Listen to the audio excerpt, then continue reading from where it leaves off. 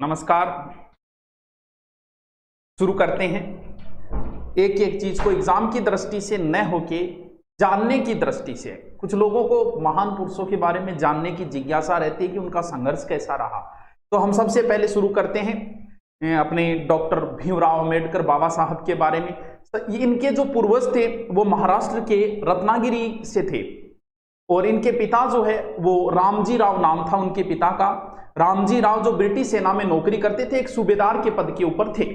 बाद में नौकरी के सिलसिले में ये आ गए थे इंदौर के महू के अंदर। महू जहां से हमारे राजस्थान में एक नदी भी प्रवेश करती है, इंदौर महू के अंदर आ गए थे। और वहीं पर इंदौर महू के अंदर ही 14 अप्रैल 1891 को जन्म हुआ। उस बालक का नाम रखा गया भीमराव। 14 अप्रैल 1891।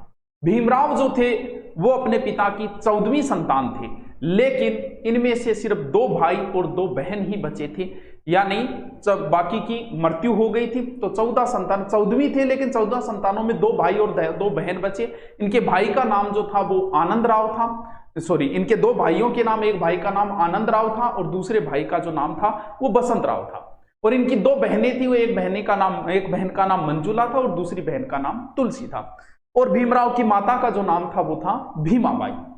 धीरे धीरे हम आगे की ओर अग्रसर करते हैं। बच्चे का जन्म हुआ, खुशी मनाई गई। कहते हैं कि पूत के पैर पालने में ही दिखाई दे जाते हैं। प्रतिभाशाली बालक का भी पता चल जाता है। कहते हैं कि भीमराव का माथा बहुत चौड़ा था। मैं यहाँ पे जो शब्द प्रयोग में ले रहा हूँ, अभी वो बच्चे हैं इसलिए मैं यहाँ भीमराव शब्द काम में ले रहा हूँ, तो इसको कोई अन्यथा न ले। जैसे जैसे उपाधियां मिलती जाएगी वैसे उन शब्दों का हम प्रयोग करते जाएंगे। तो माथा जिसका चौड़ा हो, कहते हैं कि वो प्रतिभाशाली बालक होता है। तो इससे लगा कि ये बालक जो है वो बड़ा ही प्रतिभाशाली बालक होगा। अब हम इनके पिता की आर्थिक स्थिति का जिक्र करते हैं। हाँ, माना कि इनके पिता जो है वो एक सूबेदार के पद पे थे, लेकिन उस समय ज्यादा तनख्वाह नहीं हुआ करती थी। इतनी तनख्वाह होती थी जिससे लेके, और फिर एक फौज की नौकरी थी तो उसमें वो 15 साल ही नौकरी कर पाए, उसके बाद में हो गए रिटायरमेंट। तो अब उन्हें लगा कि आर्थिक स्थिति खराब हो रही है धीरे धीरे, तो वो इन्होंने क्या किया कि महू को छोड़ दिया उन्होंने, और महू की जगह कहाँ आ गए? महू की जगह जो है वो आर्थिक वजह से, पलायन की वजह से महू से वो सतारा आ गई, यानी सतारा आके रहने लगे। लगभग 1 माह तक इधर उधर जो है वो पिताजी नौकरी की तलाश में इधर उधर ढूंढते रहे, नौकरी नहीं मिली। लगभग 1 महीना निकल गया। एक पत्नी है, 5 बच्चे हैं, तो धीरे धीरे आर्थिक स्थिति भी कमजोर होती जा रही है। फिर एक दिन वो गए और किसी एक कंपनी के अंदर उन्होंने थोड़ा सा गार्ड की नौकरी मिल गई, 40 रुपये तनख्वाह के हिसाब से। धीरे धीरे बालक भी बड़ा होता जा रहा है। अब भीमराव की उम्र हो चुकी है 5 साल। तो इनकी माता ने कहा कि किसी स्कूल में दाखिला करवाओ इनका।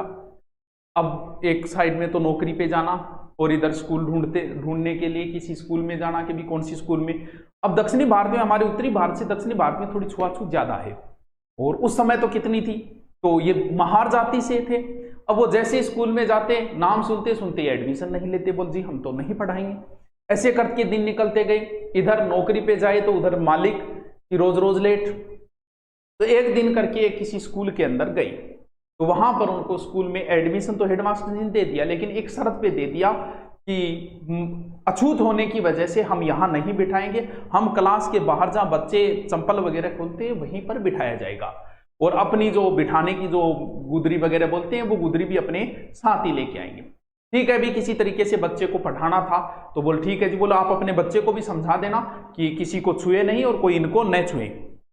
अब पढ़ाई धीरे धीरे पढ़ाई, प्रतिभाशाली बालक थे, पढ़ाई में भी होशियार थे, लेकिन धीरे धीरे संकटों का कष्ट जो है वो तो आता ही जाएगा, कोई ना कोई नया संकट आता ही जाएगा। हाँ, पढ़ाई में होशियार होने की वजह से अध्यापकों के बड़े प्रिय हो गए थे वो धीरे धीरे।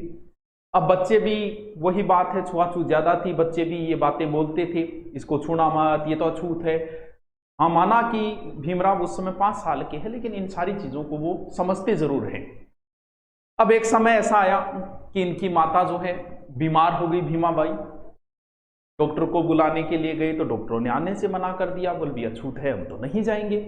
लेकिन कहीं ना कहीं मानवता जिंदा होती है। कहते हैं कि एक वृद्ध डॉक्टर आया और उसने इलाज करने की कोशिश की, लेकिन फिर भी सही इलाज नहीं हो पाया। लगभग 1 महीने तक माताजी बीमार रही और उसके बाद में उनकी हो गई मृत्यु। यानी परिवार के ऊपर जो है वो संकटों का बोझ आता ही जा रहा है। अब परिवार की जो पूरी जिम्मेदारी है वो राम जी के ऊपर आ गई, रामजी राव के ऊपर आ गई। एक तरफ नौकरी करना, एक तरफ 5 बच्चों को संभालना, यानी वो रात को लेट आते, फिर खाना बनाते, रात का खाना ही सुबह खा के भीमराव स्कूल की ओर जाते थे। पहले तो स्कूल में जाते, दोपहर का खाना साथ ले जाते थे क्योंकि स्कूल बहुत ज्यादा दूर थी। अब उनकी ये समस्या आ गई कि दोपहर का खाना कहाँ से ले जाए, सुबह ही रात का बासी खाना खा के जा रहे हैं। तो पिताजी से कहा, तो पिताजी ने कहा कि ऐसा कर, दिन में इंटरवल हो तब तू आ जाए कर खाना खाने में, सुबह बना के चला जाऊंगा मेरी नौकरी पे। लेकिन स्कूल दूर होने की वजह से जब इंटरवल पे खाना खाने के लिए आते तो पीछे से जो गुरुजी है वो कहते कि लेट क्यों आ रहे हो, एडमिशन बंद कर देंगे, आपका एडमिशन काट देंगे, स्कूल से दाखिला हटा देंगे। तो फिर ये भी संकट आ गया। तो उन्होंने दिन में और स्कूल के दोपहर इंटरवल के अंदर घर जाना भी बंद कर दिया। यानी पूरे दिन भूखे रहना, लेकिन पढ़ाई के ऊपर जो लगन थी उस लगन के हिसाब से सही तरीके से वो पढ़ाई करते हुए चल रहे थे। आगे की ओर चलते हैं उनके जीवन की ओर। बढ़िया आनंद तरीके से इसे सुनते रहो, बहुत अच्छा लगेगा। बहुत सारी बातें जो है वो आप नई नई बातें सीखोगे, जीवन में किस प्रकार का संघर्ष है।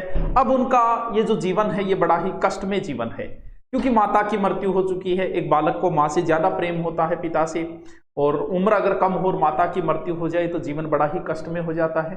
माता की मृत्यु हो गई, स्कूल के अंदर दिन भर भूखा रहना, क्योंकि इंटरवल के अंदर घर भी नहीं जा सकते, पढ़ाई करनी थी, पढ़ाई में मन लगाना जरूरी था।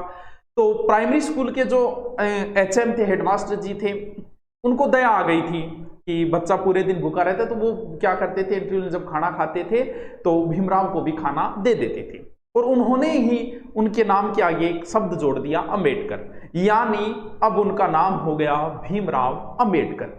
और आगे जब वो आगे की स्कूल में पढ़ेंगे तो अपने नाम के आगे ये नाम लगाना शुरू कर दिया, क्योंकि उनको बड़ा प्रेम था गुरुजी से और गुरुजी को भी उनसे बड़ा प्रेम था। तो आगे की ओर फिर अब जैसे उन्होंने प्राइमरी स्कूल पूर्ण कर ली और फर्स्ट डिवीजन से प्राइमरी स्कूल पूर्ण की, तो एक प्रतिभाशाली बालक थे, तो ये तो दिख ही रहा है। तो अब हाई स्कूल के लिए पैसे चाहिए, गरीबी वैसे ही है, पैसे की व्यवस्था नहीं हो रही है। और पिताजी जी भी जो है वो नौकरी छूट चुकी है। क्यों? क्योंकि उनके फैक्ट्री में किसी वजह से घाटा आया और इसकी वजह से उनकी नौकरी भी चली गई। यानी अब परिवार की स्थिति और भी कष्टमय होती जा रही है। रामजी राव की नौकरी छूट चुकी है, तो अब वो भी चाहते थे कि बच्चा पढ़े, प्रतिभाशाली बालक है, पैसे कहाँ से लाए, पैसे कोई दे नहीं रहा है। तब वो एक सूरजमल नाम का एक सेठ था, उस सेठ के पास गए कि पैसे दो। तो पुराने समय में पैसे उधार देना का अपना एक नियम था कि बराबर में कोई चीज रखो। आज तो फिर भी दे देते हैं, उस समय ऐसा नहीं था। आज तो कि 2 लाख रुपया दी, लोग भेज देंगे, आपसे ये नहीं कहेंगे कि भाई सबूत दे 2 लाख का देना। तो बोले भाई कोई चीज दो, मैं तो ऐसे पैसे देता ही नहीं किसी को, मैं तो ब्याज भी लूंगा और पैसे जो दूंगा वो किसी के बदले सोना चांदी कुछ तो रखो। तो कहते हैं कि उनके पास एक परात थी, वो लेके गए कि ये जो पीतल की परात है ये मेरे पास। बोल ठीक है, मैं 50 रुपये दे देता हूँ इसके, और अगर पैसे नहीं लौटाए तो परात मेरी हो जाएगी। तो उसी से उन्होंने हाई स्कूल में दाखिला लिया। यानी अब उनका जीवन आगे की ओर प्रारंभ हो गए हाई स्कूल के अंदर। तो हाई स्कूल का नाम अगर जानना चाहो तो एल्फिंस्टन हाई स्कूल था उनका नाम, एल्फिंस्टन हाई स्कूल। यानी एल्फिंस्टन हाई स्कूल में उन्होंने एडमिशन ले लिया। अपने नाम के आगे एक शब्द भी जोड़ दिया उन्होंने। पढ़ाई में शुरू से ही अच्छे थे, अब भी पढ़ाई अच्छी तरीके से चल रही है। कदम कदम पे जो छुआछूत है वो बार बार समस्याएं पैदा कर रही है, बच्चे की हीन भावना भी हो जाती है। बहुत सारे ऐसे किस्से आए हैं जीवन में। एक बार गुरुजी ने कहा भीमराव भारत का मानचित्र बनाओ और बोर्ड की ओर आओ। कहते कि जब वो बोर्ड की ओर रवाना हुए तो वहां के बोर्ड की ओर चित्र बनाने के लिए जा रहे थे, तो कहते हैं कि बीच में और विद्यार्थियों के टिप्पण पड़े थे। वो रुको रुको रुको, हमारा टिप्पण है ये खराब हो जाएगा खाना। उस खाने को उठाया और फिर वहां जाने दिया, बोला बोर्ड की ओर जाओ। बोला ऐसी सिचुएशन बार बार आ रही थी, कह भी नहीं सकते, ना पिताजी से कह सकते ना किसी और को। तो एक दिन गुरुजी ने पूछ लिया, HM साहब थे हाई स्कूल में, कि भीमराव पढ़ के क्या करोगे, तुम तो महार जाति से हो, पढ़ के क्या करोगे। तब उन्होंने कहा कि मैं पढ़ के एक वकील बनूंगा, और वकील बन के छुआछूत को मैं दूर करूंगा, एक नया कानून बनाऊंगा जिसे सबको मानना पड़ेगा और मैं छुआछूत को दूर करूंगा। तो बच्चा होनहार था, उन्हें भी लगा कि बच्चा कुछ कर सकता है, तो उनको भी बड़ा स्नेह था भीमराव अंबेडकर से। अब हाई स्कूल भी उन्होंने पास कर ली और हाई स्कूल भी उन्होंने बढ़िया डिवीजन, फर्स्ट डिवीजन से हाई स्कूल भी पास कर ली। चलो उनके जीवन की अब आगे की ओर रवाना होते हैं। बड़ौदा नरेश से मुलाकात होती है उनकी, तो बड़ौदा नरेश से उनसे कैसे मुलाकात हुई इसकी थोड़ी सी हम चर्चा करते हैं नेक्स्ट आगे की ओर। जल्दी जल्दी भी बता रहा हूं, उनका भी एक मित्र था, ईसाई मित्र था, जिसका नाम था केलुस्कर, यानी अम्बेडकर जी का एक ईसाई मित्र है, क्योंकि अब इनका नाम भीमराव अम्बेडकर, तो मैं अम्बेडकर जी शब्द का प्रयोग कर रहा हूं। अम्बेडकर जी का एक मित्र था केलुस्कर। एक दिन उन्होंने देखा कि उदास थे अम्बेडकर जी, तो पूछा कि भाई क्या बात है, उदास कैसे हो? बोले अभी मैंने स्कूली शिक्षा पूरी कर ली है, अब मेरी इच्छा है कि मैं आगे कॉलेज में दाखिला लूं, मैं पढ़ना चाहता हूं। पैसे मेरे पास है नहीं, आर्थिक स्थिति खराब है, पिता भी बुजुर्ग हो चुके हैं, वो भी आर्थिक स्थिति, उनके पास भी कोई नौकरी नहीं है। तब केलुस्कर ने बताया कि गायकवाड़ के महाराज बड़े ही दयालु है, आप उनसे निवेदन करो, वो तुम्हारी सहायता करेंगे। और वो बड़ौदा मुंबई में भी रहते थे, तो वो मुंबई नरेश की कोठी पे गए अम्बेडकर जी और उनसे मुलाकात की। तो उन्होंने पूछा कि युवक कौन हो तुम? तो उन्होंने अपनी पूरी कहानी बताई कि मैं फर्स्ट क्लास से पास हुआ हूँ, प्राइमरी हाई सेकेंडरी भी मैंने फर्स्ट क्लास है, और आगे मैं कॉलेज की पढ़ाई करना चाहता हूँ, लेकिन मेरे पास पैसे नहीं हैं। तो बड़ौदा महाराज लगभग 40 की उम्र के थे, देख के पहचान गए थे कि सही बोल रहा है, और उन्होंने उनकी पूरी कहानी सुनी। तो उन्होंने कहा कि क्या हुआ, तुम अगर महार हो, पढ़ने का हर किसी को हक है, और तुम एक योग्य हो, तो इसलिए मैं तुम्हें और छात्रवृत्ति के रूप में 25 रुपये हर माह देता रहूंगा, और आप अपनी पढ़ाई जारी रखो। अम्बेडकर जी ने उनका बड़ा ही एहसान माना, हाथ जोड़े कि बहुत अच्छा, और एक शुक्रिया अदा किया, उनका एक जो दिल से शुक्रिया अदा होता है उस प्रकार। और बड़ौदा नरेश ने जाते समय उन्हें 100 रुपये भी दिए कि जाओ दाखिला व अपनी किताबों के लिए व्यवस्था कर लो। अब मुंबई के अंदर ही है वो, पिता की स्थिति धीरे धीरे मुंबई आ गए, धीरे धीरे पिता की स्थिति भी खराब होती जा रही है, क्योंकि नौकरी तो पहले से ही छूट चुकी है, और अम्बेडकर जी ने भी बीए कर ली है, तो पिता वृद्ध भी हो चुके हैं। तो पूछ लिया एक दिन के, पिताजी दुखी क्यों हो? तो क्या करूं भी, आर्थिक स्थिति खराब है, मेरा शरीर अब साथ नहीं दे रहा है, तो मैं करूं क्या? तो अम्बेडकर जी ने कहा कि मैं बीए तो मेरी हो गई, आगे की पढ़ाई में प्राइवेट कर लूंगा, और मैं नौकरी कर लूं, और तो क्या? बोले कहाँ करोगे? बोले सेना में कर लूंगा मैं नौकरी। तो भी सेना में नौकरी कर लो, तो देख लो भी, कर लो ट्राई। तब कहते हैं वो सेना कार्यालय में गए, वहां पर उनका टेस्ट हुआ, पेपर वगैरह हुआ, उनमें पास हुए, क्योंकि होशियार तो थे ही शुरू से ही। तो अब उन्हें जो है वो सेना में नौकरी मिल गई, किसकी? लेफ्टिनेंट की नौकरी मिल गई उन्हें। परिवार भी बड़ा खुश है, और धीरे धीरे वही बात है, रिश्ते आने भी शुरू हो गए। तो उनका विवाह भी कर दिया गया बुला के उन्हें, और मुंबई में उनका विवाह पक्का कर दिया गया, और उनकी पत्नी का नाम था रमाबाई। रमाबाई भी खुश थी, क्योंकि एक पढ़ा लिखा पति है और लेफ्टिनेंट है फौज के अंदर। अब पिताजी की धीरे धीरे वृद्धावस्था आ चुकी है, और पिताजी बीमार हो चुके हैं। तो उन्हें तार पहुंचाया गया कि भी पिता बीमार है, जल्दी से घर आओ। तो वो तार लेके जब अपनी सेना के बड़े अधिकारी के पास अम्बेडकर जी गए, तो सेना में पहले रूल बड़े टाइट हुआ करते थे, तो उन्होंने कहा कि छुट्टी तो नहीं मिलेगी। बोल भी मेरे पिताजी बीमार है, मुझे जाना है, छुट्टी जरूरी है। बोल नहीं जी, छुट्टी किसी सूरत में नहीं दी जाएगी। बोल मुझे मेरे पिताजी से मिलना जरूरी, नौकरी में और मिल जाएगी, पिताजी और मिलेगी जरूर, पिताजी और नहीं आ सकते, नौकरियां और मिल जाएगी, मैं अपनी नौकरी से त्याग पत्र देता हूँ। बोल दे दो। नौकरी से त्याग पत्र दिया, अपने हथियार अपनी ड्रेसें वहीं छोड़ी, त्याग पत्र दिया, और त्याग पत्र तुरंत स्वीकार कर लिया गया। वहीं से वो घर पहुंचे। पिताजी बीमार थे, देख के खुश भी हुए, और अब इनके पिताजी की भी हो गई है मृत्यु, यानी दुखों का पहाड़ जो है वो उनके ऊपर धीरे धीरे टूटता ही जा रहा है। बचपन दुख से गुजरा है, बचपन में माता की मृत्यु हो चुकी है, थोड़ा बहुत खुद नौकरी लगे, लेकिन पिता बीमार थे तो नौकरी छोड़ के आना चाहिए। अब पिता का शौक है, और खुद की नौकरी भी जा चुकी है। वापस समस्याएं वहीं की वहीं खड़ी है। तब उनके मित्र वापस उस केलुस्कर ने बताया कि एक काम करो, गायकवाड़ जो महाराज है उन्होंने बढ़िया बढ़िया पढ़ने वाले बच्चों के लिए एक व्यवस्था की है, वो खुद देंगे उनको पैसे वगैरह, और अमेरिका भेज रहे हैं पढ़ने वाले, और तुम भी ट्राई करो। वो दोबारा गए गायकवाड़ महाराज के पास। महाराज ने देखते ही पहचान लिया उनको, तो उनके लिए कहा कि ठीक है, तुम भी अपना वो जो भी कार्रवाई है कागज वो कर दो, और तुम्हें भी मिल जाएगी। तो गायकवाड़ महाराज ने, अब वहां पर एक नियम, अब की बार ये नहीं था हम आपको पढ़ाने के लिए भेज रहे हैं, आपकी छात्रवृत्ति देंगे, पैसा देंगे, लेकिन एक शपथ पत्र पर साइन करवाया गया कि आप वहां से आने के बाद 10 साल तक महाराज के यहाँ नौकरी करोगे, यानी बड़ौदा रियासत में यहाँ पर नौकरी करोगे। अम्बेडकर जी ने वो साइन कर दिए कि 10 साल मैं नौकरी कर लूंगा, और मैं वहां जाके मेरी तैयारी करूंगा, बैरिस्ट्री वकीला की पढ़ाई करूंगा। तो अब जो है वो रवाना हुए हैं, कहां? मुंबई से अमेरिका के लिए, जलियान से रवाना हुए हैं। 4 जून 1913 की ये बात है, और वहां पर वकालत की पढ़ाई। अब हम चलते हैं आगे की। हो सकता है धीरे धीरे आपको इंटरेस्टिंग लगने लग गया होगा, धीरे धीरे जानने की मैं क्रम से ये चीजें चल रहा हूँ। एग्जाम की दृष्टि से इंपॉर्टेंट नहीं है, आपकी आने वाली पीढ़ियों के लिए इंपॉर्टेंट है, आपके लिए इंपॉर्टेंट है, किसी व्यक्ति को जानने के लिए इंपॉर्टेंट है। बहुत सारे वीडियो मिल जाएंगे, लेकिन जो स्थिति से गुजरे हैं उनको बताने वाले कम मिलते हैं, तो मैं पूरा विस्तार से बता रहा हूँ। बड़ौदा महाराज की कृपा से अब वो कोलंबिया यूनिवर्सिटी की ओर से रवाना हुए पढ़ाई के लिए, और अब वो अमेरिका चले गए। अमेरिका में वहां पर प्रवेश लिया। अमेरिका जो है वो अच्छा लगा, कारण ये था कि वहां पर ना किसी प्रकार की छुआछूत थी, ना वहां पर ऊंच नीच की भावना थी, सभी एक जगह रहते थे। जब वो खाना खाते थे तो सब एक जगह। तो कहीं ना कहीं अम्बेडकर जी की भी इच्छा हुई कि काश मेरे भारत में भी ये सब कुछ हो, कितना अच्छा हो, भारत कितनी प्रगति और कर लेगा कि हमारे वहां भी छुआछूत वगैरह न हो।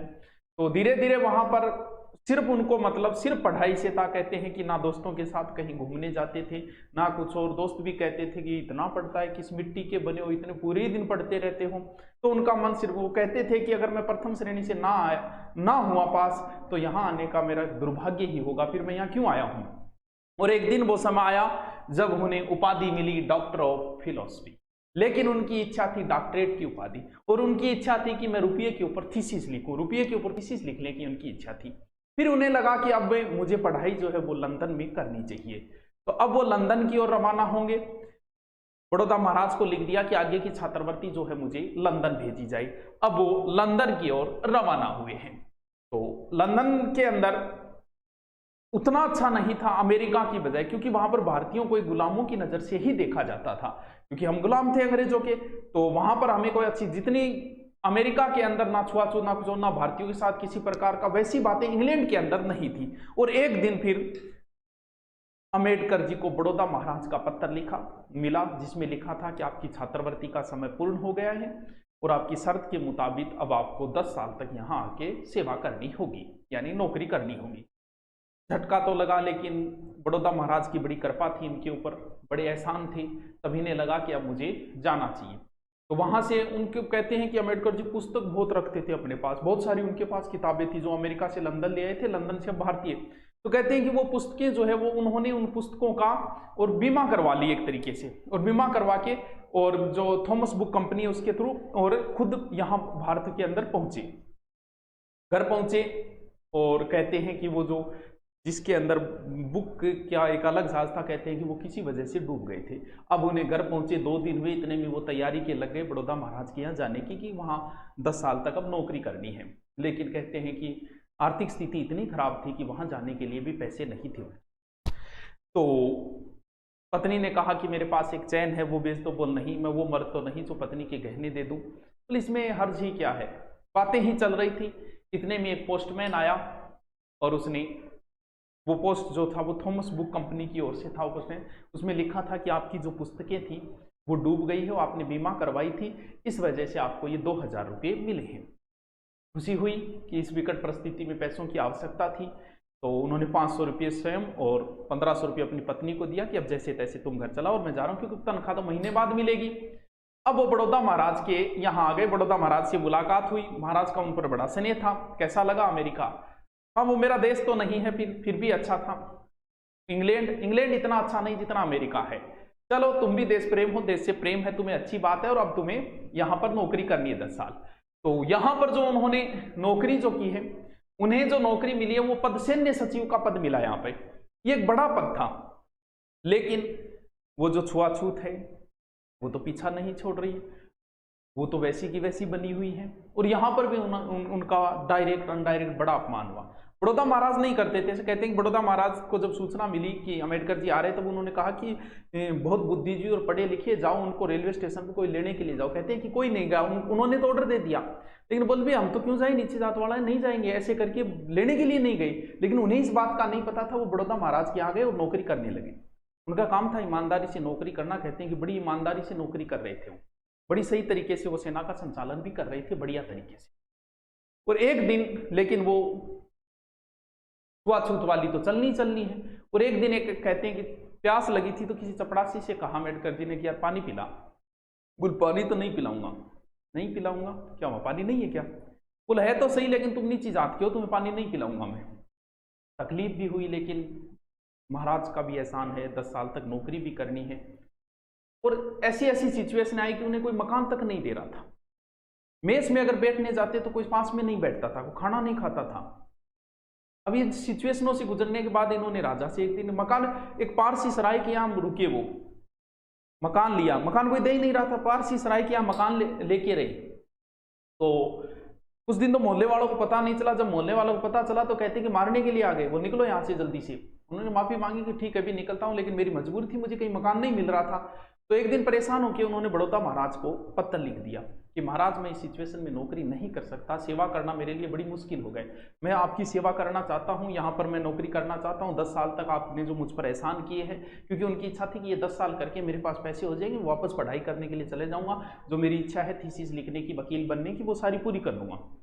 महाराज के पास गए, महाराज ने क्या किया कि बड़ौदा महाराज ने अपने दीवान के पास भेजा कि जाओ आप दीवान के पास चले जाओ, आपका समाधान हो जाएगा। दीवान के पास पहुंचे वो, दीवान ने कहा कि समस्या क्या? बोले समस्या ये। दीवान बोला कि इस मामले में तो मैं भी क्या करूं, तो समाज से हटके तो मैं भी नहीं चल सकता। उन्होंने बड़ौदा महाराज को भी ये कहा कि देखो भी समाज से हटके तो मैं भी नहीं चल सकता। तो फिर उन्होंने परेशान होके बोल फिर मैं भी नौकरी नहीं कर सकता इस सिचुएशन में, और उन्होंने नौकरी से दे दिया त्याग पत्र। और त्याग पत्र देके अम्बेडकर जी वापस कहाँ आ गए? अपनी पत्नी के पास, मुंबई। अब हम आगे की और नई नई चीजों की ओर रवाना होते हैं। चलो चलते हैं। अच्छा लग रहा होगा, इंटरेस्ट आ रहा होगा आपको। स्थिति धीरे धीरे आर्थिक स्थिति तो वैसी की वैसी बनी हुई है। उनका वो सच्चा दोस्त केलूस कराया एक दिन, तो कहा कि क्या बात है, चिंता में कैसे हो? बोले क्या करूं, आर्थिक स्थिति, कहीं नौकरी। बोले आज एक कॉलेज का विज्ञापन आया है, उस कॉलेज में प्रोफेसर की आवश्यकता है, तुम ट्राई कर सकते हो। बोला तुम भी साथ चलो। तो दोनों मित्र कॉलेज में गए और वहां पर उनके इंटरव्यू वगैरह हुए और उसके बाद में उन्हें कॉलेज का प्रोफेसर बन गई। यानी वहां पर अर्थशास्त्र और राजनीति जो है वो कॉलेज के अंदर पढ़ाने लग गई। बड़े ही काबिल प्रोफेसर थे, बच्चे भी प्रशंसा करते थे, क्योंकि वैसे नहीं होता कि चर्चा बोलो भाई ये वहां से पढ़ के आए, तो वो ये बात है। इनके बारे में चर्चा हो रही थी, बोले इंग्लैंड और अमेरिका पढ़े हुए हैं, तो अच्छे तरीके से मेहनत कर रहे थे। एक दिन कोई घड़े के अंदर से उन्होंने पानी पी लिया और इतने में उनके एक गुजराती प्रोफेसर ने उन्हें रोका। बोले ये क्या कर रहे हो, घड़े से पानी कैसे पी रहे हो, तुम तो अछूत हो। इतने में कुछ और प्रोफेसर आ गए, ये गलत है, और उस घड़े को फुड़वा दिया। उन्होंने माफी मांगी अम्बेडकर ने, ठीक है भी मैं अपना पानी साथ लेके आऊंगा। घर आए, उन्होंने सोचा कि मुझे तो उसी समय त्याग पत्र दे देना चाहिए, जहां इज्जत नहीं वहां काम करने का। लेकिन वही बात, आदमी बार बार कोई काम छोड़े तो उसकी छवि खराब होती है। तो उन्हें लगा कि नहीं, मुझे काम नहीं छोड़ना चाहिए, वरना फिर छवि की आर्थिक स्थिति भी ठीक है, पैसे भी अच्छे मिल रहे हैं। तो काम को उन्होंने एक बार वैसे ही जारी रखी। और अब उनके पुत्र का जन्म होगा। पत्नी जो है रमाबाई गर्भवती थी और इनके पुत्र का जन्म हुआ और उस पुत्र का नाम था यशवंत राय। अब उनके पास पैसे ठीक थे, कहते हैं कि 5,000 रुपये उनके पास थे। 5,000 उनके मित्र जो है वो नमन भटेना उनका अच्छा मित्र था, कहते हैं कि उन्होंने भी उनका सहयोग किया। फिर कहते हैं कि कोल्हापुर राजा की ओर से 5,000 का उन्हें चेक भी मिल गया। तो उन्हें लगा कि अब मुझे लंदन में अपना जो सपना था उस सपने को पूरा करने के लिए मुझे लंदन जाना चाहिए। तो अब वो लंदन की ओर रवाना होंगे। चल, लंदन में रह के बढ़िया तरीके से अपनी पढ़ाई वापस जारी कर दी है। बड़ौदा नरेश से भी रिक्वेस्ट की कि मेरी आर्थिक स्थिति अब खराब है, थोड़ी सी और सहायता करो। बड़ौदा नरेश ने भी उनको छात्रवृत्ति भेजनी शुरू कर दी। बड़ी अच्छी मेहनत कर रहे थे, 24 कहते हैं कि 18 घंटे पढ़ना, अच्छी मेहनत कर रहे थे। वही बात है कि बड़ौदा नरेश की ओर से छात्रवृत्ति जा रही थी, तो कहीं ना कहीं कुछ लोगों की चुभ रही थी ये चीज। तो एक षड्यंत्र रचा गया। कहते हैं कि दीवान की ओर से साइन करके भेजा गया कि आपको आगे से जो है वो पैसे नहीं भेजे जाएंगे। उनके पैरों से जमीन खिसक गई कि भी ये क्या हुआ, सोचा विचारी की। तुरंत उन्होंने रिक्वेस्ट की वापस बड़ौदा नरेश को, गायकवाड़ को। उनके पास वो पहुंचते उन्होंने सोचा कि मैंने तो बंदी नहीं की, ये कौन सा षड्यंत्र चल रहा है दरबार के अंदर। उन्होंने दीवान को बुलाया, बोलो छात्रवृत्ति पहुंच रही है? बोले हाँ जी। चेहरा तो बदल गया उसका, बोला हाँ जी पहुंच रही है, बराबर पहुंच रही है। तो फिर ये क्या है, कोई महार है, कोई अछूत है, तो इसका मतलब ये नहीं कि वो योग्य नहीं है, वो एक योग्य बालक है और उसको छात्रवृत्ति भेजो, एडवांस की ओर भेजो अगले महीने की। तो उनका ठीक चल रहा है। अब उन्हें वहीं पे रुपये की समस्या पे थीसिस लिखी है, वहीं पर उन्हें डॉक्टर ऑफ लिटरेचर की उपाधि भी मिल गई है और डॉक्टर ऑफ फिलोसफी नाम से अब जाने जाने लग गए हैं। बैरिस्ट्री भी उनकी कंप्लीट हो गई है। अब उन्हें भारत की याद सताने लगी है, उनके पुत्र यशवंत की याद आ रही है, पत्नी की याद आ रही है, उनके मित्रों की याद आ रही है, जिनमें उनके दो बड़े ही खास मित्र थे, नमन भटेना और केलूस की जो थे वो खास मित्र थे। उनको सूचना दी कि इतनी तारीख को मैं भारत पहुंच जाऊंगा, और भारत में तैयारियां हो रही है कि भी ठीक है अब आएंगे, वकालत कर चुके हैं, बैरिस्ट्री की पढ़ाई कर चुके हैं, वकील बन के आ रहे हैं। तो निश्चित तारीख पे वहां से रवाना हुए और भारत में पहुंच गए। अब यहाँ पर वकालत के लिए जो जरूरत होती है यहाँ से जो कुछ लेने का, तो वो क्या होता है, वकालत के लिए अलग से यहाँ की मान्यता लेने पैसे की आवश्यकता थी, तो वहां भी उन्होंने, नवेन भटेना उनका मित्र था, उन्होंने सहयोग किया। अब वो वकालत करने लग गए, धीरे धीरे वकालत से उनकी चर्चाएं शुरू होने लगी। क्यों? क्योंकि वो जितने भी अछूत थे, जिनके पास पैसे नहीं थे, उनसे नाम मात्र के पैसे लेते थे, अगर है तो दे दो, नहीं है तो कोई बात नहीं।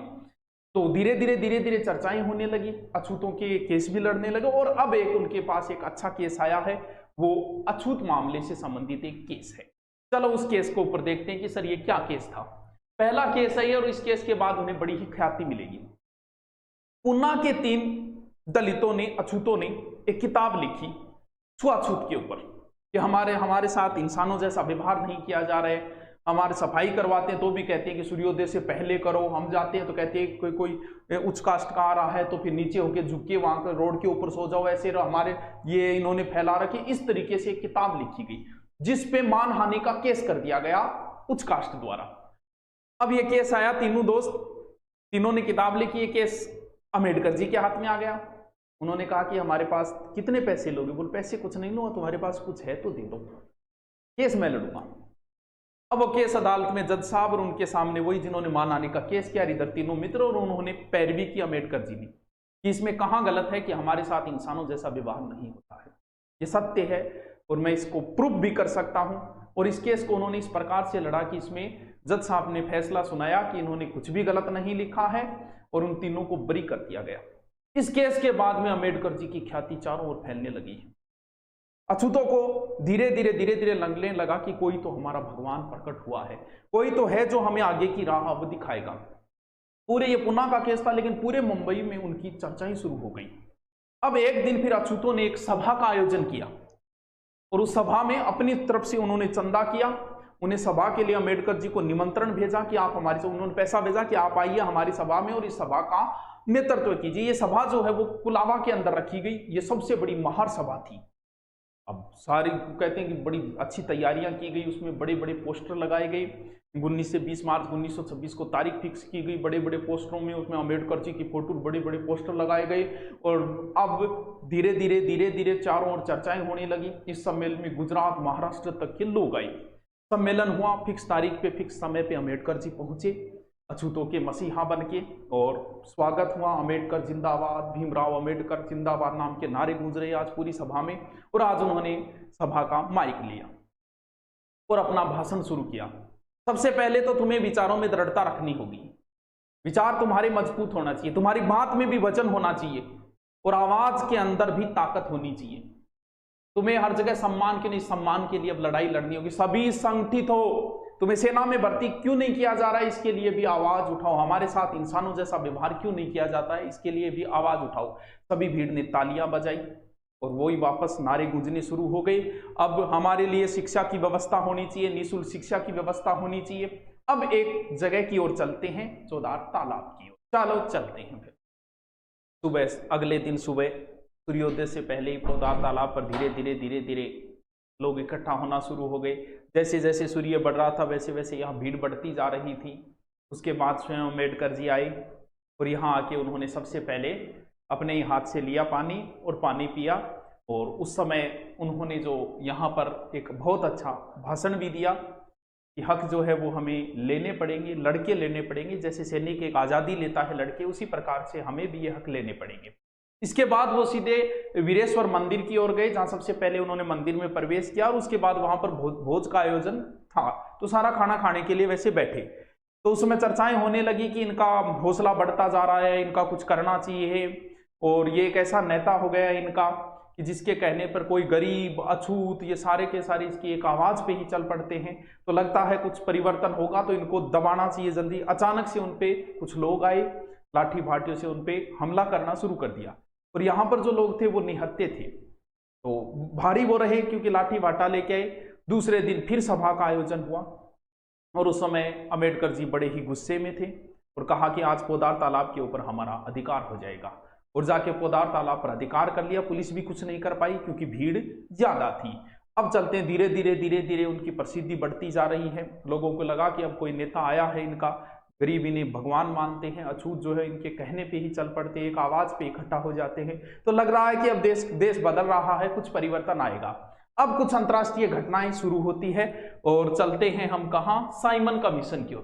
देश में साइमन कमीशन आया और साइमन कमीशन जब पहुंचा तो उनसे मुलाकात करने के लिए स्वयं अम्बेडकर जी गए मुंबई के अंदर, और उनसे बातचीत उन्होंने बताया कि मैं दलितों का नेता हूं, तो उनकी ओर से मैं रखने के लिए आया हूं। तो उन्होंने समझाया कि भी बात क्या है, तो उन्होंने बताया कि हम अछूत हैं, हमें अछूत समझा जाता है, यहाँ पर भेदभाव किया जाता है, नौकरियों में नहीं रखा जा रहा है, हमें पशु तुल्य व्यवहार किया जा रहा है। साइमन ने इस पूरी बात को समझा और कहा कि हम इसके ऊपर भी कुछ करेंगे। इसके बाद चलते हैं हम कहाँ, गोलमेज सम्मेलन की ओर। गोलमेज सम्मेलन में भारत से कई बड़े बड़े नेता गए थे। सिखों का नेतृत्व जो है वो सरदार उज्जवल सिंह कर रहे थे, कश्मीर पटियाला के राजा गए, हमारे राजस्थान के बीकानेर के राजा गए थे, तो बहुत सारे नेता इकट्ठे हुए। और दूसरे गोलमेज सम्मेलन की बात है कि वहां पर गांधी जी भी गए हुए थे, और अंत में सबसे लास्ट में अम्बेडकर जी को बोलने का मौका मिला, और उन्होंने वहां के राजा के सामने जो है वो रखा कि हमारे साथ बड़ा ही गलत व्यवहार हो रहा है, इसके लिए कुछ किया जाए, हमें जो है वो पशुओं तुल्य समझा जा रहा है, मैं इनका नेता बन के आया हूं। तो वहां पर गांधी जी और अम्बेडकर जी के बीच मतभेद हो गया। बोल भी चाहते क्या हो, बोल मैं चाहता हूं कि प्रांत विधानसभा प्रतिनिधियों की संख्या में वृद्धि हो, और इसके बाद में जो है अछूत निर्वाचन क्षेत्र अलग से होना चाहिए। इस बात पे गांधी जी और अम्बेडकर जी के बीच मतभेद शुरू हो। सम्राट ने कह दिया कि अछूतों के लिए अलग निर्वाचन क्षेत्र जो है वो आरक्षित जो है वो कर दिया जाएगा। गांधी जी यहाँ आए और आके पूना की औरदा जेल में उन्हें गिरफ्तार कर लिया था। पूना की औरदा जेल में उन्होंने भूख हड़ताल शुरू कर दी। तो गांधी जी अम्बेडकर जी को भेज रहे हैं संदेश की भी आपके अछूतों को भारतीयों के हक के लिए हम करेंगे, बहुत कुछ किया है। अब मदन मोहन मालवीय जी समझाने के लिए गए अम्बेडकर जी को कि भी एक बड़े नेता हैं गांधी जी को भी देश की जरूरत है, तो कुछ समझौता कर लो। ये चर्चाएं चल रही है, देश के अंदर भी बड़ी चर्चाएं चल रही है इस समय। ये आंदोलन जो है वो बड़ा प्रसिद्ध होता जा रहा है। और फिर गांधी जी की पत्नी कस्तूरबा गांधी और उनका पुत्र देवदास अम्बेडकर जी से मिलने आए। उन्होंने कहा कि मेरे पति की जान अब आपके हाथ में ही है, समझौता करो किसी प्रकार से। और फिर मदन मोहन मालवीय ने फिर समझाया उनको कि ठीक यही रहेगा कि आप किसी तरीके से समझौता कर लो, क्योंकि देश को आपकी भी जरूरत है और देश को गांधी जी की भी जरूरत है। तब अम्बेडकर जी समझौते के लिए तैयार हुए। पुनः समझौता इतिहास में फेमस है, इसका मैं और कोई जिक्र नहीं करके यहाँ पर कोई कंपटीशन के हिसाब से मैं नहीं पढ़ा रहा हूँ। यहाँ पर आपको मैं उनका संघर्ष बता रहा हूँ, ना कि कंपटीशन के हिसाब से कोई बात मैंने नहीं बताई है। चलो अब समझौते की कुछ बातें, ये जो मैंने ये पॉइंट, ये जो पुस्तक है, ये गांधी जी इनके बीच में जो समझौता और जिन्होंने अम्बेडकर जी ने अपनी ओर से जो जो बातें रखी, ये सारी मैं जो भी सारी ये आपको घटनाएं बता रहा हूँ अम्बेडकर जी के जीवन से संबंधित, वो सारी मैंने एक पुस्तक से ली है। ये इनके लेखक है MP कमल। तो यहाँ पर जी जो मैंने फोटो लगाई वो इन्हीं की पुस्तक से लगाई है, तो रेफरेंस बता रहा हूँ कि इनकी पुस्तक को मैंने लिया है यहाँ पर। तो इनकी कई शर्तें थी, जिनमें शर्तों में मैं अगर पढ़ के आपको सुनाऊं सारी शर्तें, तो पहली शर्त यह थी कि हरिजनों के लिए सीट विधानसभा में जो राज्य की होती है वह 78 से बढ़ाकर 148 कर दी जाए। दूसरी शर्त यह है कि इन सीटों का निर्वाचन कानूनी ढंग से होना चाहिए। तीसरी शर्त यह है कि केंद्रीय विधानसभा में हरिजनों के प्रतिनिधित्व मिले जुले निर्वाचन क्षेत्रों के सिद्धांत के मुताबिक चुनी जाएगी। चौथी शर्त यह कि केंद्र की विधानसभाओं में जितनी सीट नियत होती है उनमें से हरिजनों के लिए 18% होनी चाहिए। पांचवी शर्त में लिखा है कि प्रदेश और केंद्र दोनों की चुनाव प्रक्रिया 10 साल तक उसी तरह चलेगी। फिर छठी शर्त के अनुसार केंद्र और प्रदेश की विधानसभा की जितनी भी आरक्षित सीटें होगी जब हटाई जाएगी तो उनके लिए हरिजनों का जनमत लिया जाएगा। और सातवीं शर्त इस प्रकार थी कि अछूतों के मताधिकार का प्रबंध लिथियन कमेटी की रिपोर्ट के आधार पर किया जाएगा। और डॉक्टर अम्बेडकर और गांधी जी के समझौते की आठवीं शर्त यह थी कि सरकारी नौकरियों और स्थायी नौकरियों में हरिजनों के साथ कोई भी भेदभाव नहीं रखा जाएगा, हर विभाग में जैसी उनकी योग्यता होगी वैसी स्थान दिया जाएगा। नौवीं शर्त यह थी कि अछूत जातियों के लिए हर प्रदेश में शिक्षा का अधिक से अधिक अनुदान दिया जाएगा। 10वीं शर्त के अनुसार छुआछूत को जल्दी से जल्दी देश से हटाया जाएगा। यह समझौता हुआ, समझौता जनता को सुनाया गया कि भी ये समझौता हुआ है गांधी जी और इनके बीच में। ठीक है, अब चलते हैं घर की ओर एक बार। चलो, अम्बेडकर जी कई दिनों से, क्योंकि इन्हीं लड़ाइयों में वो उलझे हुए थे, अब कई दिनों बाद वो घर पहुंचे हैं। घर पहुंचे तो देखा कि पत्नी की तबीयत बहुत ज़्यादा खराब है। रमाबाई की तबीयत खराब, आके पूछा यशवंत से कि माँ को दिखाया कहीं? बोला हाँ डॉक्टर ने दिखाया, डॉक्टरों ने तो हाथ ऊपर कर दिए हैं। तो बोले भी ठीक है, मैं व्यवस्था करता हूँ मैं। तो रमाबाई ने कहा कि नहीं, अब तो पास ही बैठ जाओ, लग रहा है अंतिम समय आ गया है। तो इनके बीच में चर्चाएं चल रही है। अम्बेडकर जी कह रहे हैं कि नहीं, तुम ठीक हो जाओगी, गांधी जी के अब समझौता हो गया है, अब दलित भी सर उठा के जिएंगे, अब हम भी उसी तालाब में पानी पिएंगे, अब नौकरियों में हमारा भी अधिकार होगा, अब हम उसी नल से हम पानी भरेंगे जिस नल से और भरते हैं, तो आज समझौता हो गया, तुम भी जल्दी ही ठीक हो जाओगी। लेकिन ये अंतिम समय था रमाबाई का, और रमाबाई की यहाँ मृत्यु हुई। तो अम्बेडकर जी अंदर से टूट गए। रमाबाई की मृत्यु के बाद एक तरीके से वो किसी से भी मिलना जुलना उन्होंने बंद कर दिया। यहां पर उनका नाम बाबा साहब कैसे पड़ेगा ये देखिए, किसी से भी मिलना जुलना उन्होंने बंद कर दिया। जिंदगी से एक तरीके का मोह भंग हो जाता है ना, कई बार जो वीरत्व की अवस्था आ जाती है ना, विरक्ति की, उस प्रकार की अवस्था आ गई है। उन्होंने सिर मुंडवा लिया और एक साधु संत के से वस्त्र पहन लिए, किसी से मिलना जुलना बंद। तब उन्हें इस नाम से संबोधित होने लग गए, क्या, बाबा साहब। कई दिनों तक इस स्थिति में रहे और लोगों को लगा कि अब कहीं ये राजनीति से संन्यास न ले ले, लेकिन उन्हें तो अपने समाज के लिए, अपनी जाति के लिए कुछ करना था, दलितों के लिए। फिर वापस वो उसी सिरे से शुरुआत होते हैं। अब एक नई सभा की ओर चलते हैं। आनंद आ रहा होगा, कैसा लगा आपको मुझे नहीं पता, लेकिन अच्छी मेहनत की है मैंने भी। चलो चलते हैं आगे की ओर। अब पत्नी की मृत्यु के बाद वो पहली कॉन्फ्रेंस में शामिल होंगे जिसका नाम है मेवला कॉन्फ्रेंस। हजारों की भीड़ में थी। जैसे ही अम्बेडकर जी पहुंचे, दलितों के मसीहा भीमराव अम्बेडकर जिंदाबाद के नारे लगने शुरू हो गए और यहां भी उन्हें अध्यक्ष बनाया गया। और जब उनकी बारी आई तब उन्होंने बोलना शुरू किया और कहा कि अब जो मैं बोलने जा रहा हूं उसमें हो सकता है आपको आश्चर्य भी हो, मैं धर्म परिवर्तन करने जा रहा हूं। सभा में लगभग 10,000 लोग थे, सबको अचंभा हुआ कि ये क्या बोल रहे हैं। और फिर उन्होंने एक एक बातें बताते हुए, मैं इसकी यहाँ पर ज्यादा चर्चा नहीं करता, थोड़ा सा सही नहीं है इस हिसाब से, तो धर्म परिवर्तन की यहाँ पर घोषणा की। और इन्होंने कहा कि मैं हिंदू धर्म में पैदा जरूर हुआ हूं, लेकिन मैं मरना नहीं चाहूंगा। और ऐसे धर्म परिवर्तन की घोषणा। अब धर्म परिवर्तन की इनकी आलोचक जो थे ना धर्म परिवर्तन के समय, वो भी कुछ नहीं बोल सके, वो चुप रहे, क्योंकि वो जानते थे कि बहस करने से कोई औचित्य नहीं है। क्योंकि हम जिससे बहस करने जा रहे हैं वो पढ़ा लिखा हमसे ज्यादा है, ज्ञानी हमसे ज्यादा है, घुमा हुआ हमसे ज्यादा है। इसलिए उन्होंने किसी प्रकार की कोई यहाँ पर आलोचना, क्योंकि तर्क करने का मतलब अम्बेडकर जी तर्क में भी उनसे आगे ही रहेंगे। अब देश की धीरे धीरे देश की बंटवारे का जिक्र चल रहा है, क्योंकि हम आज़ादी के नज़दीक पहुंच चुके हैं पहुंचते पहुंचते। और एक दिन मिलने के लिए गए अम्बेडकर जी, गांधी जी से चर्चाएं चल रही है। गांधी जी कह रहे हैं मैं भी करूंगा दलितों के लिए बहुत कुछ। बोला हाँ बापू आप बहुत कुछ कर रहे हो, आपने हरिजन नाम दिया है, आप इसके लिए कोशिश करो। ये चर्चाएं चल रही थी। इतने चर्चाओं के बीच नेहरू जी आ गए। बोल भी देश का बंटवारा हो रहा है, इस बंटवारे पे हम आज़ादी लेके ही क्या करेंगे। चर्चा चल रही थी, इतने में वल्लभ भाई पटेल भी वहीं आ गए। सबको एक ही चिंता थी कि देश का बंटवारा होने जा रहा है, बंटवारे के अंदर ऐसी आज़ादी का क्या करेंगे, इस देश का विभाजन हो जाएगा। इसके बाद वहाँ राजेंद्र प्रसाद भी पहुंच गए और देश की चिंता, बंटवारे की चिंता होने लगी। अम्बेडकर जी जिस मुद्दे को लेके गए थे वो तो भूल गए, और उन्हें भी लगा कि आज़ादी इस मूल्य पे है तो खराब ही, बड़ी महंगी आज़ादी मिलेगी ये तो, क्योंकि देश का बंटवारा, उन्हें भी चिंता सताने लगी देश का बंटवारा की। और धीरे धीरे वो समय आ गया जब हम आज़ाद हुए 15 अगस्त, और 1 साल तक देश को सेट होने में लग गया। इधर से मुसलमान उधर गए, उधर के हिंदू इधर आए, मार काट खून खराबे के बीच में हमें आज़ादी मिली ना।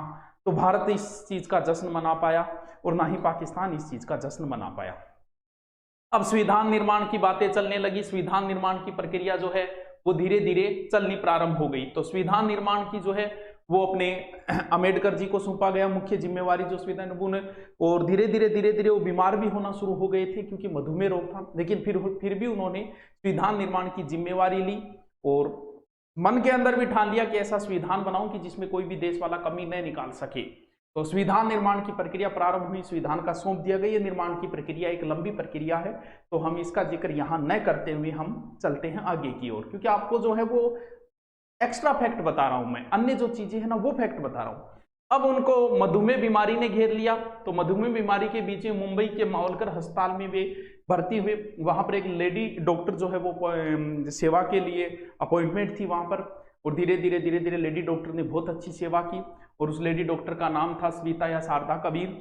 और फिर उन्होंने जब स्वस्थ हो गए तब कहते हैं सविता या शारदा कबीर से अम्बेडकर जी ने विवाह कर लिया। बाद में जब संविधान निर्माण की बातें चली तो संविधान के सबसे ज्यादा ज्ञाता यही थे, हर देश का संविधान इनका पढ़ा हुआ था, देशों में घूमे हुए ये थे, तो फिर उन्हें संविधान निर्माण में कानून मंत्री बनाया गया। संविधान बनने के बाद में फिर इन्होंने एक बिल पेश किया, हिंदू कोड बिल। इसका विरोध हुआ, सबसे पहले पंजाब में इसका विरोध शुरू हुआ और कानून, अब विरोध के अंदर एक पक्ष इनके पक्ष में आ गया, एक इनके विरोध में आ गया। राजेंद्र प्रसाद ने सीधा कह दिया कि इसको पास नहीं होने दो वरना मैं त्याग पत्र दूंगा। नेहरू जी इसके पक्ष में थे। इस कोड बिल पे इतना विवाद चला कि इनका पास नहीं किया गया। इनको बड़ा दुख हुआ, घर आके बताया डॉक्टर शारदा कबीर को कि ये किया इन्होंने, मैंने इतनी मेहनत की, इस कोड बिल को पढ़ा ही नहीं, तो मैं इस पद से इस्तीफा दे रहा हूं। और इन्होंने इस पद से इस्तीफा दे दिया। अब वो दिन आ गया है, कौन सा, धर्म परिवर्तन। चलते हैं फिर, वो तारीख रखी गई 14 अक्टूबर 1956। वहां से वो नागपुर की ओर रवाना हुए हवाई जहाज द्वारा। ये थे शारदा कबीर भी साथ में थी, पत्नी भी, इनका पुत्र यशवंत भी साथ था और एक इनका जो सहयोगी था नानक चंद सत्तू, वो भी उनके साथ ही था।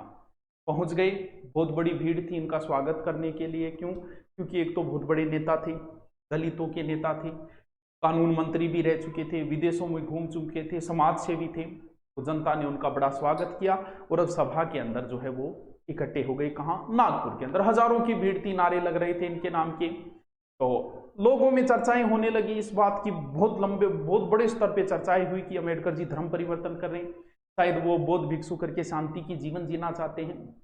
बहुत लंबा संघर्ष किया, लोग तो ऐसी बातें बनाने लगे, लंबा संघर्ष किया है, अब शांति का जीवन जिएंगे वो बौद्ध भिक्षुक बन के शांति। तो वहां पर अम्बेडकर जी आए, पहले उन्होंने पीले वस्त्र, फिर उनको स्नान करवाया गया, फिर श्वेत वस्त्र धारण किए और सामने जो है बौद्ध भिक्षु की दीक्षा देने वाला चिंतामणि बैठा था। फिर कुछ बातें पूछी जाती हैं, फिर मुंडवाया गया, स्नान वगैरह किया गया और पूछा गया किसी वस्तु प्राणी किसी से मोह तो नहीं है? वो नहीं जी, किसी प्रकार का मोह नहीं है। फिर वो चिंतामणि उनसे कुछ बातें पूछता है, तुमने संसार से नाता तोड़ लिया? हाँ, मैं संसार से विरक्त हो गया हूं। तुम्हारे मन में कोई इच्छा तो नहीं? नहीं, अब मेरे मन में किसी प्रकार की कोई इच्छा नहीं है। तुम बौद्ध धर्म स्वीकार करने के लिए पूरी तरह तैयार हो? हाँ, मैं बिल्कुल बौद्ध धर्म स्वीकार करने के लिए पूर्णतः तैयार हूं। तुम सत्य का पालन कर सकोगे? सत्य मेरी मां है। तुम कटुवाणी सह सकोगे? मेरे लिए अब संसार में कुछ भी कटु नहीं है। तुम सर्वदा दीक्षा के योग्य हो, मैं तुम्हें अभी दीक्षा देता हूं। ये मैं सीधी सीधी पुस्तक लगा दी है इनकी, MP कमल की।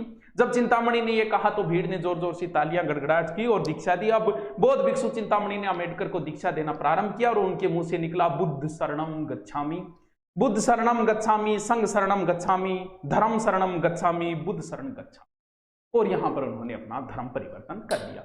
अब चलते हैं अंत की ओर। महान उस समय वो मधुमेह रोग से बहुत ज़्यादा प्रभावित हो गए थे, क्योंकि ये बीमारी ही ऐसी है। उनका बहुत इलाज करवाया गया, लेकिन इस बीमारी का इलाज मुश्किल है, क्योंकि मधुमेह बीमारी है ऐसी है। धीरे धीरे उनका शरीर कमजोर होता जा रहा है। उनकी पत्नी शारदा कबीर सेवा कर रही है, पुत्र यशवंत के विचिंता और नानक सत्तू ये भी सेवाएं कर रहे हैं और बहुत ज़्यादा बीमार हो गए अंतिम समय में।